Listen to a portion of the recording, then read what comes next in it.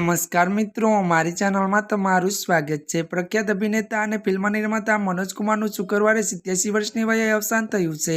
દેશભક્તિ ફિલ્મો માટે પ્રખ્યાત અભિનેતાએ લાંબી બીમારી સામે લડ્યા બાદ અત્યારે કોકિલાબેન ધીરુભાઈ અંબાણી હોસ્પિટલમાં અંતિમ શ્વાસ લીધા હતા।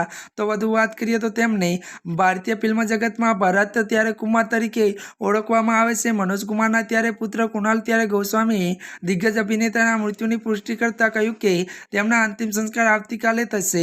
જો કે તેમણે કહ્યું કે તેમને લાંબી સમયથી ત્યારે મિત્રો સ્વાસ્થ્યની સમસ્યાઓ હતી અને ભગવાનની કૃપા છે કે તેઓએ શાંતિપૂર્વક આ દુનિયાને અલવિદા કહી દીધું। તેમના અંતિમ સંસ્કાર કાલે થશે। કેન્દ્રીય રક્ષા મંત્રી રાજનાથસિંહે પણ દિગ્ગજ અભિનેતા અને ફિલ્મ નિર્માતા મનોજ કુમારના નિધન પર શોક વ્યક્ત કર્યો છે। મનોજ કુમારના નિધન પર પ્રધાનમંત્રી નરેન્દ્ર મોદીએ પણ શોક વ્યક્ત કર્યો છે। પ્રધાનમંત્રીએ ઇન્સ્ટાગ્રામ પર પોસ્ટ કરીને પીઢ અભિનેતાને શ્રદ્ધાંજલિ આપી। ભારતીય કાળમાં તેમના અપાર યોગદાનને ત્યારે ધ્યાનમાં રાખીને ભારત સરકારે તેમને 1992માં પદ્મશ્રીને સન્માનિત કર્યા છે।